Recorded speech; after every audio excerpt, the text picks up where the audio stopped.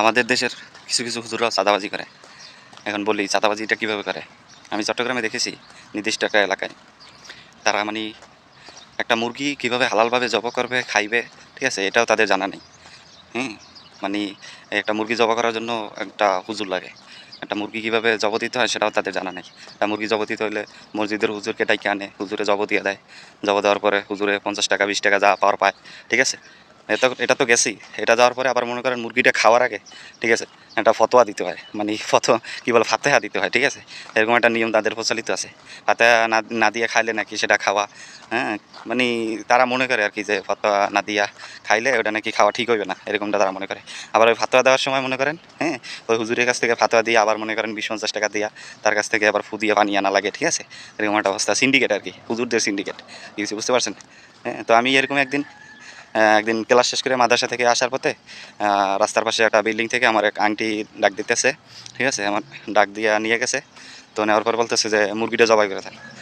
মুরগিটা জবাই করে দিছি, ঠিক আছে। সে আমার 50টা টাকা দিছে মুরগিটা জবাই করে দেওয়ার পরে। আমি বলতেছি এটা কেন? বলতেছে তো আমরা হুজুরের দিই, ঠিক আছে, মসজিদের হুজুরের ডাইকে আনলে আমরা 50 টাকা 20 টাকা যা পারি দিই, ঠিক আছে।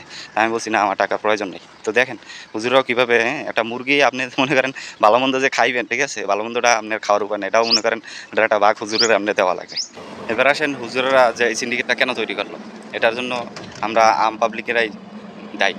কেননা একটা মসজিদের ইমামকে রাখার পরে, ঠিক আছে, আরে সর্বোচ্চ কত টাকা বেতন দেওয়া হয়? 5-6 হাজার কিংবা 7 হাজার, হ্যাঁ, মানে গ্রামের মসজিদগুলোতে আর কি।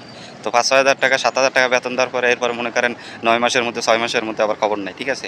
হ্যাঁ, 9 মাসের মধ্যে 3 মাসের বেতন পাইছে, 6 মাসের খবর নাই। তাহলে তারও তো একটা ফ্যামিলি আছে নাকি? আমার মনে করেন আপনার একটা আমাদের ফ্যামিলিতে যদি 5 জন 6 জনের সদস্য থাকে, হুজুরের ফ্যামিলিতে সদস্যের সংখ্যা আরও বেশি থাকে, তাহলে তারা তো খাইতে হইবে নাকি, তারা তো চলতে হইব। এখন আপনি তারে বেতনও দিবেন না ঠিক মতো, তাহলে তো তার তো চলতে হইব, তার খাওয়া দাওয়া, হ্যাঁ, পোলাপান চালানো অনেক মানে আনুষঙ্গিক খরচ আছে, তার তো সেটা পোষাই নিতে হবে। তখন সে মনে করেন এই ধরনের সিন্ডিকেটগুলো তৈরি করে আর কি, ঠিক আছে। এই হলো আমাদের দেশের অবস্থা।